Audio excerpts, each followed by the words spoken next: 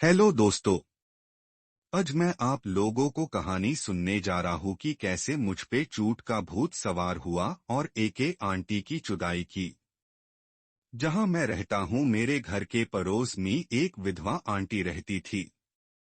उसका बेटा फोराइन में और बहू जायदा टार मैके में रहती थी। पड़ोसी होने के नाते आंटी को जब भी कोई काम पड़ता मुझे बुला लेती। एक दिन शाम के समय आंटी ने मुझे अपने घर बुलाकर कहा, किशोर मेरा एक जरूरी काम करेगा। मैंने कहा जरूर करूंगा। उसने कहा, किशोर कमजोरी मुझे बड़ी सताती है, दिन भर घर में अकेली सस्त पड़ी रहती हूँ। निगोड़ी बहू भी मैके में ही दिल लगाती है, घर का सारा काम करने में थक जाती हूँ, विटामिन के कैप्सूल्स से थोड़ा आराम मिलता है। किशोर ये मार्केट से ले आना। मैंने कहा आंटी अभी लाता हूँ। थोड़ी देर बाद मैं वापस आकर आंटी के दरवाजे पर आवाज दिया, मगर अंदर से कोई जवाब ना पाकर मैंने दरवाजे को पुश किया। दरवाजा खुला था, मैं अंदर चला गया। मैंने इधर उधर देखा मगर आंटी दिखाई ना पड़ी। मेन यूज ढूंढते हुए आगे बढ़ता रहा और अचानक बाथरूम के पास पहुंचा तो मेरी आंखें फटी की फटी रह गई। बाथरूम का दरवाजा खुला था और आंटी पूरी नंगी होकर नहा रही थी। अपने पूरे शरीर में साबुन के झाग लगाकर रगड़ रही थी। उसके चेहरे पर भी झाग भरा था जिसे वो मुझे देख ना पाई। आंटी की नंगी और तरबूज जैसे गांड और बड़े बड़े लटके ह्यू बूब्स हिल रहे थे। ये देखकर मेरा बुरा हाल हो गया और अंदर वासना की लहर दौड़ने लगी और मेरा लंड टंकार सीधा होने लगा। मगर अगले ही पाल मैं ये सोचकर डर गया कि आंटी एक शरीफ औरत है। अगर वो बुरा मानकर हल्ला कर दी तो मैं कहीं का ना रहूंगा। ये सोचते ही मैं दबे पांव वापस आया और दरवाजे तक आकर जोर से आंटी को आवाज लगाई। रिप्लाई में आंटी ने जवाब दिया, वही रुकना, मैं आती हूँ। और थोड़ी देर में आंटी आई। उसने जो कपड़े नहाकर पहने थे वो गिली थी। वो आते ही मुझे सोफ पर बैठने को कहकर किचन की तरफ चली गई। मगर मेरे दिमाग में अभी तक उसका नंगा शरीर घूम रहा था। थोड़ी देर में वो चाय ले आई और कहने लगी कि मुझे समझ नहीं आता कि मुझे कौन सा रोग है। और मेरी तरफ देखते हुए बोली कि कभी कभी तो ऐसा लगता है किशोर कि मुझ पर किसी ने जादू टोना किया है, क्योंकि दवा खाकर थक चुकी हूँ। अगर तुम किसी झड़ फूंक वाले बाबा को जानता है तो मुझे बताना। अब तू वही बाकी रह गया है, वो भी करके देख लूंगी। मैं चाय की चुस्की लेते हुए उसकी अटपटी बातें सुनता रहा और उसके हाँ में हाँ मिलता रहा। चाय खत्म करके आने लगा तो उसने एक बार फिर जोर देकर किसी बाबा का पता लगाने को कहा। मैंने कहा ठीक है आंटी, चलता हूँ और बाबा का पता चैलेट हाय आपको खबर करूंगा। रात को सोते समय भी उसका नंगा बदन मेरी आंखों में घूम रहा था। आंटी का गोरा बदन और चर्बीदार कमर के बारे में सोचकर मेरा लंड सख्त होने लगा और आंटी के बेर में गंदे गंदे ख्याल आने लगे। और फिर सोचते सोचते मेरे दिमाग ने अचानक आंटी को चोदने का तरीका ढूंढ लिया। दूसरे दिन मैंने आंटी के घर पहुंचकर अपने शैतानी दिमाग से निकले हुए चुदाई प्लान की शुरुआत कर दी। जब आंटी चाय का कप मेरी तरफ बढ़ाई तो मैंने उसकी आंखों में आंखें डालकर कहा कि आज मेरे दोस्त ने मुझे एक ऐसे बाबा का पता दिया है जिसे आपकी समस्या का हाल आराम से हो सकता है। आंटी ने चहक कर कहा, वाह ट्यून टू, अच्छी और दिल को खुश कर देने वाली खबर सुनाई। जल्दी बता बाबा कहाँ मिलेंगे। मैंने कहा मिलने की जरूरत नहीं, ऐसे ही आपका काम हो जाएगा। आंटी ने पूछा वो कैसे। मैंने बताया कि वो बाबा 50 ग्राम मिश्री, शुगर और 100 ग्राम मस्टर्ड ऑयल पर फूंक मार कर देते हैं। पहले मिश्री को एक कप पानी में घोलकर पीना पड़ता है। अगर पीने के 10 मिनट बाद पूरा शरीर थकान महसूस करने लगे तो समझो जादू टोना या किया करतूत है। उसके बाद फूंक मारा हुआ ऑयल प्योर शरीर में ऐसे मेलिश करे कि एक बाल के बराबर भी कहीं ना छूटे तो जादू का असर खत्म होने लगता है। ये सुनकर आंटी का चेहरा खुशी से चमकने लगा और बोली, तू जल्दी से मेरे लिए जो सामान लगेगा बाबा से मंगवा दे। मैं अब और देर ना करूंगी, क्योंकि मुझे विश्वास है कि मुझ पर किसी ने जादू ही किया है। और उसने पर्स से 500 के नोट मेरी तरफ बढ़ते हुए जल्दी लाने को कहा। मेन आंटी की मूर्खता पार मन ही मन खुश हो रहा था। अगले ही दिन मैं बाजार से मिश्री और ऑयल खरीदकर आंटी के घर धमक पड़ा। आंटी मुझे देखकर बहुत खुश हो रही थी और मुझसे मेरे हाथों में लटके ह्यू कैरी बैग की तरफ देख रही थी।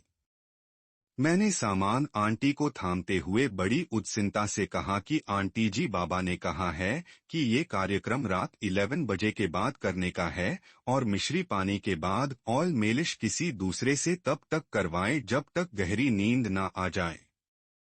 ऐसा करने से ही लाभ होगा। ये सुनकर आंटी के चेहरे पर उदासी और चिंता झलकने लगी और वो निराश होकर कहने लगी कि मेरे घर तो तुम्हारे शिवा पड़ोस का कोई नहीं आता है कमल। मगर वो ये कि मुझे किसी पर जल्दी विश्वास ही नहीं होता और वो बेचैनी से मेरी तरफ देखने लगी। मेन आंटी का इशारा समझ रहा था। वो साफ साफ कहने में झिझक रही थी। वो कभी मुझे और कभी बेचैनी से इधर उधर ताकने लगी। तो मैंने कहा, अगर आप चाहें तो मैं आपका काम कर सकता हूँ। वो खुश होकर कहने लगी, मैं तुमसे यही कहने वाली थी मगर सोचा कहीं तुम इनकार ना कर दो। आंटी ने आज रात को ही आने को कह दिया। मैं रात का बेसब्री से इंतजार कर रहा था। रात के 9 बजे मैंने अपने घर वालों से रात को ना आने का कहकर निकल पड़ा। आंटी के दरवाजे पर हल्के से दस्तक दी, झट से दरवाजा खुल गया। शायद आंटी बेचैनी से मेरे आने के इंतजार में थी। मुझे अंदर लेकर वो लंबी लंबी सांसें खींचने लगी। मैंने पूछा, क्या हुआ आंटी? उसने कहा, तुम नहीं जानते हो किशोर, दुनिया बड़ी खराब है, झट से इल्जाम थोप देगा। फिर उसने मुझे खाने के लिए पूछा, मैंने मना कर दिया और उनके बेडरूम पहुंचकर उनसे मिश्री और ऑयल लेन को कहा। वो जल्दी से मुझे ला कर दी और कहा, जैसे बाबा ने कहा है वैसे ही करना, कोई भूल ना करना वरना कोई लाभ ना होगा। मैंने कहा, आप चिंता ना करें, मैं बिल्कुल वैसा ही करूंगा। मैंने एक ग्लास में पानी मंगवाकर उसमें मिश्री डाल दिया और आंटी की नजर बचते हुए उसमें नींद की 2 गोली भी डाल दी और उसे एक तरफ रखकर आंटी को बैटन में उलझे रखा। वो बार बार वॉल क्लॉक की तरफ 11 बजने का इंतजार कर रही थी। फिर वो समय भी आ गया। मैंने ग्लास को अच्छी तरह से देखा जिसमें मिश्री और टैबलेट अच्छी तरह से घुल चुके थे। मैंने आंटी की तरफ ग्लास बढ़कर कहा कि पूरा पाई जाओ। वो गतागत पाइन लगी। 5 मिनट के बाद नींद की गोली ने अपना असर दिखाना शुरू किया और आंटी ये समझ रही थी कि वो सच में जादू टोन की शिकार है। वो कहने लगी, देखा किशोर, मेरे हाथ पाँव खींच रहे हैं जादू की असर से। अब अच्छा से तेल की मेलिश शुरू कर दूं। मैंने मौके का लाभ उठाते हुए कहा, आंटी जी, बाबा ने ये भी कहा था कि ऑयल मेलिश के समय शरीर पर कोई कपड़ा ना होना चाहिए। ये सुनकर आंटी थोड़ा घबराई मगर नींद के असर को कुछ और समझकर उसने आंखें बंद करके कहा, किशोर, बाबा ने जैसा कहा है तुम वैसा ही करो। मेरी आंखों की चमक तेज हो गई और मैंने आंटी के कपड़े उतरने शुरू किए और जल्द हाई यूज पूरा नंगा कर दिया। वो चिट लेती थी। उसका फूला हुआ बिना झांटों वाला छूट मेरे आंखों के सामने था। मैंने अपने हाथ में थोड़ा ऑयल लेकर आंटी के पांव से लेकर जांघ तक हाथ फर्न लगा। आंटी एकदम गहरी नींद में जा चुकी थी। फिर मैंने उंगलियों से उसके छूट को छुआ। क्या गुडेदार छूट था। छूट के डन तरफ मोट मोट कवर द मैंने उसको सहलाना शुरू किया। मेयर लैंड में तनतनहट होने लगी, लेकिन जल्दी करना ठीक ना था, इसलिए मैंने मूठ मरनी शुरू कर दी और झरने के लिए अपना लैंड छूट के ऊपर लाकर पूरा माल गिरा दिया। फिर मैंने लैंड के क्रीम से आंटी की छूट की मेलिश की। आंटी के छूट के दोनों कवर को अलग किया।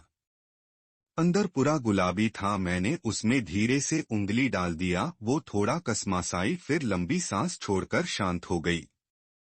मैंने उंगली को और अंदर डाला। उसका छूट अभी तक गिला ना हुआ था। फिर मैंने अपनी 2 उंगली डालकर उसके छूट के अंदर बाहर करने लगा।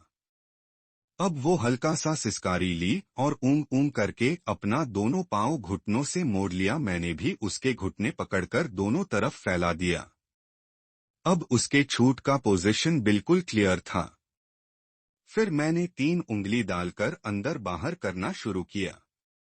वो आह नींद की हालत में हाय करने लगी और अब थोड़ा थोड़ा छूट से पानी रिसने लगा था। मेरी उंगली और उसकी छूट गिली होने लगी थी। 15 मिनट तक मैंने उसकी छूट में अंदर तक उंगली डालकर अंदर बाहर करता रहा। तब तक मेरा लंड पूरी तरह छूट चोदने को तैयार था। मैंने आंटाइक दोनों पाँव को उठाकर अपने कंधे पर रख लिया और अपने लांड के सोपड़े में थूक लगाकर आंटी के छूट के ऊपर रगड़ने लगा।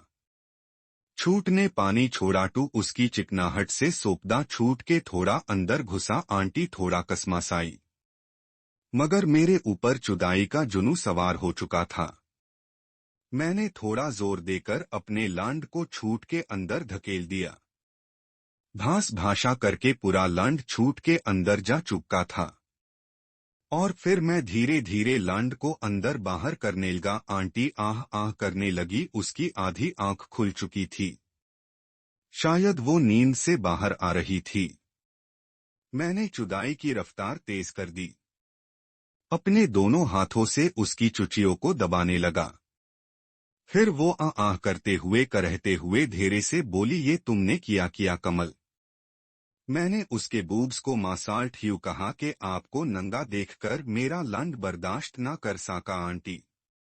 ओ, क्या फुले हुए गड्ढेदार छूट है आंटी जी। मुझे आपको चोदने में बड़ा मजा आ रहा है। और मैंने धक्के तेज किए। आंटी ने कंधे से पाँव हटाने को कहा। मैंने उसके पाँव नीचे करके फैला दिए और आंटी के ऊपर चढ़कर यूज फर्स्ट चोदने लगा। वो आह ऊंग ऊंग कर रही थी। अब वो पूरी तरह जग रही थी। मैंने उसे घोड़ी बनाकर छोड़ना शुरू किया तो उसके छूट से हर जोर चोट पर चूर चूर पुर पुर की आवाज निकालने लगे। वो कराहने लगी, बोली जल्दी करो किशोर, मेरे कमर में दर्द हो रहा है। मुझे उसके गदराए ह्यू मोट छूट को चोदने में बड़ा मजा आ रहा था और जोर जोर से उसे छोड़ रहा था। फिर वो चिट हुई और मैंने उसके बूब्स को चूसने लगा और एक हाथ से अपना लंड पकड़कर उसके भोसदा में घुसकर चोदने लगा। वो फिर आह करके बोली, तुमने मेरू छूट कमल, जल्दी करो, अब बस करो। मैं भी ठाकन महसूस कर रहा था, इसलिए जोर से अपना लंड उसके चूट पर पटकना शुरू कर दिया। चैट चैट चैट की आवाज आए और मैं अंदर ही झरने लगा। और वैसे हाय आंटी ने कसकेर अपनी बाहों में अहाहा ऊंघ ऊन्हम करके जोर से जकड़ लिया। शायद वो भी झाड़ रही थी। अगले ही पाल वो निढाल होकर एक तक छत की तरफ पूरी खामोशी से घूरे जा रही थी और मैं उसके बघेल में लटकर उसके नंगे और चूड़े हुए छूट और सर से पांव तक निहार रहा था और मन ही मन खुशी से मुस्कुरा रहा था।